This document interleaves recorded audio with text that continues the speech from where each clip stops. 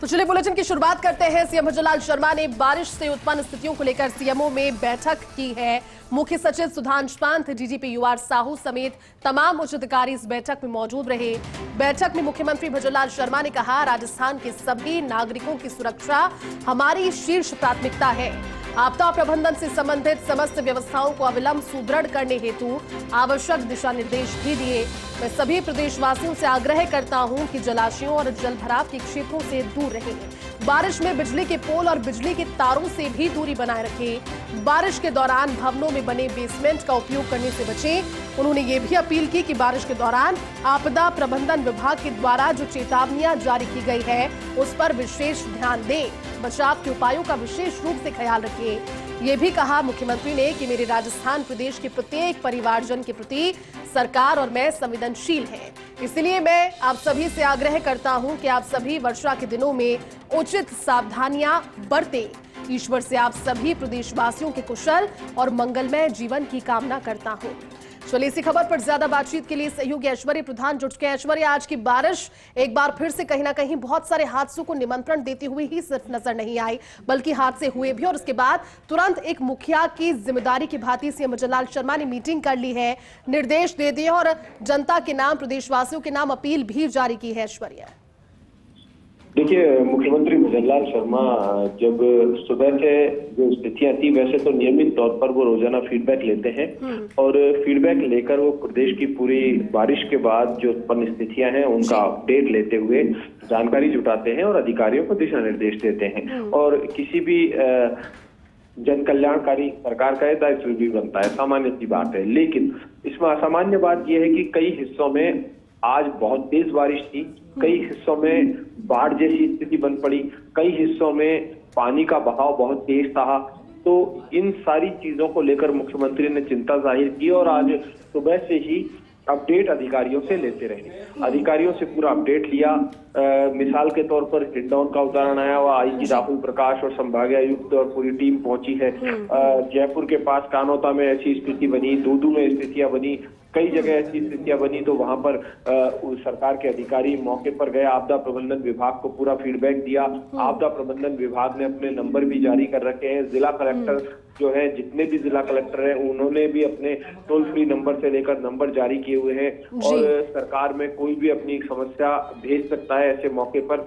तो मुख्यमंत्री ने मुख्य सचिव को बुलाया, मुख्य सचिव के साथ साथ डीजीपी को बुलाया और आपदा प्रबंधन विभाग के उच्चाधिकारियों को बुलाया। इन तस्वीरों में भी साफ दिखाई दे रहा होगा, आनंद कुमार भी बैठे हुए हैं और मुख्यमंत्री के एसीएस शिखर अग्रवाल भी साथ में मौजूद है, जो लगातार जुटे हुए हैं। शिखर अग्रवाल भी अधिकारियों से पूरा फीडबैक लेने में मुख्यमंत्री की तरफ से, क्योंकि सीएमओ पूरी घटनाक्रम पर नजर रखता भी है। मुख्यमंत्री ने प्रेजेंटेशन तो लिया ही है और मुख्यमंत्री ने उसके साथ दिशा निर्देश भी जारी कर दिए। मुख्यमंत्री ने पूछा है कि आपदा प्रबंधन विभाग का अब तक का पूरा अपडेट क्या है और अपनी तरफ से मुख्यमंत्री ने वो सभी दिशा निर्देश दिए हैं जो अब टीवी स्क्रीन पर लगातार चला रहे हैं। मुख्यमंत्री जो है वो जनप्रतिनिधियों से भी संपर्क कर रहे हैं, जैसे मंत्रियों से बातचीत की है अलग अलग क्षेत्रों में, जहां से जिन क्षेत्रों से मंत्रियों के ताल्लुकात होते हैं या मंत्री प्रभारी हैं या कोई मंत्री उसी क्षेत्र से आता है, उनसे बात की है। अन्य जनप्रतिनिधियों से बातचीत की है जो उस क्षेत्र के सांसद हैं या फिर विधायक है, उनसे भी संवाद किया है और मुख्यमंत्री ने हर संभव सहायता की बात कही है कि सरकार पूरी तरह से मुस्तैद है। तो दूसरी तरफ एक और बड़ा अपडेट मैं दे दूं कि मुख्यमंत्री हेलीकॉप्टर के माध्यम से अवलोकन कर सकते हैं प्रदेश के कुछ हिस्सों का और देख सकते हैं कि क्या स्थिति है। ग्राउंड रियलिटी जानने के लिए मुख्यमंत्री सामान्य सड़क मार्ग से या ट्रेन मार्ग से भी जा सकते हैं। तो मुख्यमंत्री की प्लानिंग भी ऐसी चल रही है। लेकिन फिलहाल क्योंकि सूबे के मुख्यमंत्री का दायित्व यही होता है कि अधिकारियों से पूरा फीडबैक लेते रहें और हकीकत जाने और दिशा निर्देश दे, तो मुख्यमंत्री पूरे दिशा निर्देश भी दे रहे हैं। अब बड़ी बात यह है कि बारिश जो होती है, बारिश तो हर बार होती है, नई चीज नहीं है। कई बार ज्यादा होती है, कई बार कम होती है। लेकिन इसमें महत्वपूर्ण बात यह है कि बारिश के बाद जो स्थिति है ये क्यों पनपती है, इसका कारण क्या है। क्या पानी का निकास नहीं है, या फिर ड्रेनेज सिस्टम सही नहीं है, या फिर बांध क्षेत्र हैं वो अतिक्रमण के हवाले चढ़ गए हैं, या फिर पानी का निकास नहीं है। लापरवाही इतने वर्षों में किस हद तक हुई है, और इतने वर्षों में यदि लापरवाही हुई है, हर जनप्रतिनिधि विधानसभा में एक मुद्दा उठाता है अतिक्रमण क्षेत्रों का, कि बांध क्षेत्र, नदी के क्षेत्रों पर अतिक्रमण कर लिया गया, नालों पर अतिक्रमण कर लिए गए, तो पानी फिर कहाँ जाएगा, कैसे निकलेगा, पानी कहीं तो इकट्ठा होगा। तो इन चीजों के लिए कोई लॉन्ग टर्म प्लान बने, इस चीज को लेकर भी संभवतः मुझे लगता है कि मुख्यमंत्री भजनलाल शर्मा इस बार बारिश भले ही खत्म हो जाए, लेकिन आगामी जो दीर्घगामी योजना है उसमें इसका समावेशन करेंगे कि यदि कहीं अतिक्रमण है तो उन्हें हटाया जाए, लेकिन पानी को रास्ता दिया जाए, पानी बांधों में जाए, पानी तालाबों में जाए, नदियों के माध्यम से बहकर निकले जहां जाना है।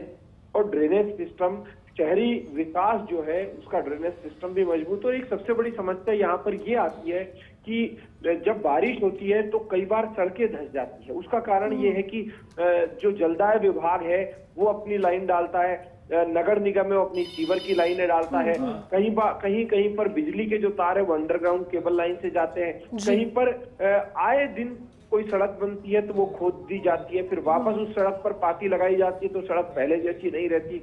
तो इसके लिए भी कोई प्लानिंग बने, क्योंकि अभी थोड़े दिन पहले देखा बारिश से पहले कई हिस्सों में तो लोग इसलिए परेशान हुए हैं कि उन हिस्सों में बारिश से पहले सड़कें खोद दी गई और खोदने के बाद उन सड़कों को पाटा नहीं गया। तो जिम्मेदार कौन है? जब तक जिम्मेदारों पर गाज नहीं गिरेगी तब तक संभव नहीं है सब कुछ हो जाए। तो मुझे लगता है कि मुख्यमंत्री इन तमाम चीजों को बारीकी से जान रहे हैं, और यदि कहीं पर लापरवाही होगी तो उनकी खैर नहीं, क्योंकि पिछले दिनों भी 2 अधिकारियों को मुख्यमंत्री ने यहाँ सांगानेर से हटाकर जैसलमेर भेजा था। तो इस तरीके के उदाहरण आगामी दिनों में और भी दिख सकते हैं जहाँ कहीं लापरवाही है, कोई सुनवाई नहीं हो रही है। क्योंकि लोग यदि किसी क्षेत्र में परेशान हैं और वो एसडीएम स्तर पर या नीचे के अधिकारियों के स्तर पर सुनवाई नहीं होगी, तो मुझे लगता है कि सीएमओ के कड़े दिशा निर्देश के बाद उन पर भी एक्शन हो सकेगा। आज की बैठक बेहद महत्वपूर्ण बैठक रही है मुख्यमंत्री की। मुख्यमंत्री ने मैराथन बैठक ली है, दिशा निर्देश जारी कर दिए हैं और हर घड़ी अपडेट ले रहे हैं, और जनप्रतिनिधियों से भी फोन पर संवाद बनाए हुए हैं। ठीक कह रहे हैं ऐश्वर्य आप, क्योंकि पूरा प्रदेश एक बृहद परिवार का ही एक हिस्सा है और ऐसे में मुखिया के दायित्व को लगातार वो पूरा कर रहे हैं, फीडबैक भी ले रहे हैं, दिशा निर्देश भी दे रहे हैं और निगाह भी बनाए हुए हैं। शुक्रिया इस पूरी बातचीत के लिए ऐश्वर्या।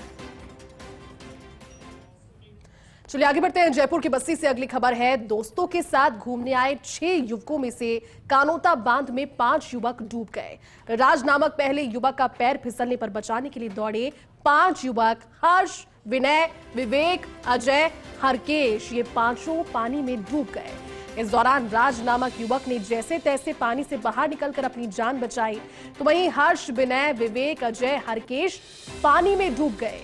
सूचना पर बस्ती एसीपी, कानोता थाना प्रभारी, बस्ती नायब तहसीलदार सहित पुलिस का जाब्ता मौके पर पहुंच रहा। एसडीआरएफ व सिविल डिफेंस की टीम भी मौके पर पहुंची। जानकारी लगी कि जयपुर के शास्त्री नगर के रहने वाले ये युवक हैं, लेकिन बांध में डूबे युवकों को ढूंढने के लिए रेस्क्यू किया जा रहा है। फिलहाल एसडीआरएफ और सिविल डिफेंस की टीम का रेस्क्यू जारी है। ज्यादा जानकारी के साथ स्पेशल कॉरेस्पॉन्डेंट दिनेश कसाना जुड़ गए हैं। दिनेश, 5 युवक डूबे हैं। हालांकि 23 साल के बाद एक बार फिर से वो तस्वीर सामने आई जब कानोता बांध पर पानी की चादर चली, लेकिन 23 साल के बाद पहला ही दिन काफी दुखद रहा उन परिवारों के लिए जिनके 5 चिराग बुझ गए इस पानी में डूबने से। जानकारी लग पाई, शव मिले अब तक? देखिए, ये बताया जा रहा है कि 6 लोग थे और जिनमें से 5 लोग पानी में बह गए। जो बताया जा रहा है कि वहां पर रील्स बनाने के लिए वहां पर गए थे, स्टंट कर रहे थे, और इसी दौरान चादर चूंकि तेज बहाव से तेज था और 5 को एक साथ, एक व्यक्ति ऊपर था और 5 नीचे थे, 5 ही बह गए। और उसके बाद से ही लगातार सिविल डिफेंस और एसडीआरएफ का रेस्क्यू वहां पर जारी है। अभी भी सर्च अभियान है वो किया जा रहा है वहां पर, लेकिन अभी तक डेड बॉडी रिकवर नहीं हुई है। जिला कलेक्टर और प्रशासनिक अधिकारी हैं वो भी लगातार अपने वहां पर स्थिति की जानकारी ले रहे हैं। कुछ देर पहले जिला कलेक्टर भी वहां पर पहुंचे थे और जिला कलेक्टर ने वहां पर और ज्यादा सर्च अभियान है वो तेज करने के निर्देश दिए। जो सिविल डिफेंस की टीम थी, इसके अलावा एसडीआरएफ की टीमें हैं, उनको भी एडिशनल वहां पर लगाने के उन्होंने निर्देश दिए हैं। और लाइटिंग की और सारी व्यवस्था वहां पर की गई है, ताकि रात को भी अभी देर रात तक सर्च अभियान करके और डेड बॉडी है वो रिकवर की जा सके। क्योंकि लंबी ये बताया जा रहा है कि एक व्यक्ति जो बच गया था उसकी ओर से जानकारी दी गई है। तमाम 5 लोग थे जिनमें जो बह गए, उनमें हर्ष नाम का एक है, विवेक है, विनय है, अजय, हरकिस, और ये अभी तक इनकी डेड बॉडी रिकवर नहीं हुई है। इसके अलावा तहसीलदार और पुलिस के अधिकारी हैं वो वहां पर मौके पर हैं। तो जिला कलेक्टर की ओर से ये निर्देशित किया गया है कि वहां पर लाइटिंग और तमाम व्यवस्थाएं कर दी जाए, ताकि देर रात तक सर्च अभियान है वो वहां पर चलाया जाए और जो लोग हैं उनको बॉडी रिकवर हो सके। ठीक है दिनेश, शुक्रिया इस जानकारी के लिए।